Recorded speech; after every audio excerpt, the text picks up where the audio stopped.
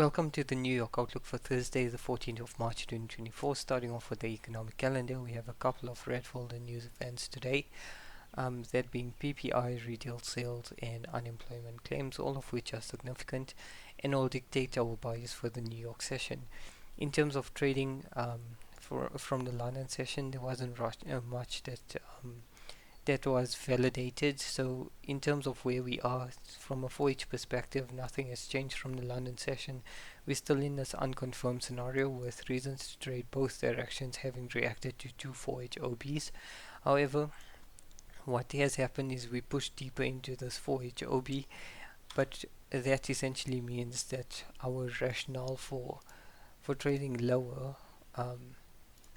for trading longs is somewhat um, a bit of a stretch because price has to essentially create IRL, then come all the way down, create a new low of the day, and then validate this low of the day. Whilst this is possible, if the New York news creates a New York, if New York creates a New York low of the day, and then the New York low of the day is validated by New York news being negative, and that would be all negative for all of these conclusively, and then we could say that the New York low of today is likely to hold. However, I feel like that is sort of an unlikely scenario, and what is more likely is for shorts to play out. We do have enough IRL to the left, and how we will approach shorting is that we either going to have a London high of the day or a New York high of the day. Either way, if we have a London high of the day and New York news is mixed, what I mean by mixed is essentially we have both positive and negative USD news. Then we need the New York session to validate the London high of the day by breaking the London range, which is something like that. And then we can consider if the London leg is valid and try and position ourselves accordingly, with the idea that Asia liquidity supports being somewhat aggressive and improves the probability of our trade.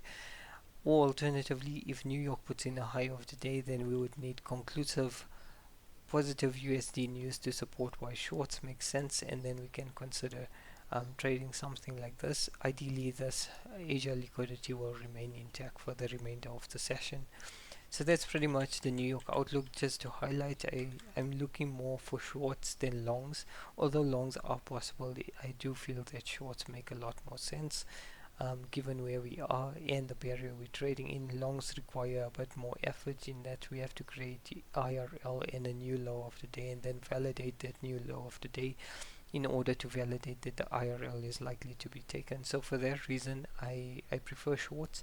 And then to go with that, there's two ways to validate the shorts: either a New York high of the day with New York news, a London high of the day supported by complete support of the positive USD news for all news events, or alternatively mixed USD news with New York validation of the high of the day by New York taking out the London low. So that's pretty much the New York outlook. Have a good session, and we'll chat again for the end of day review.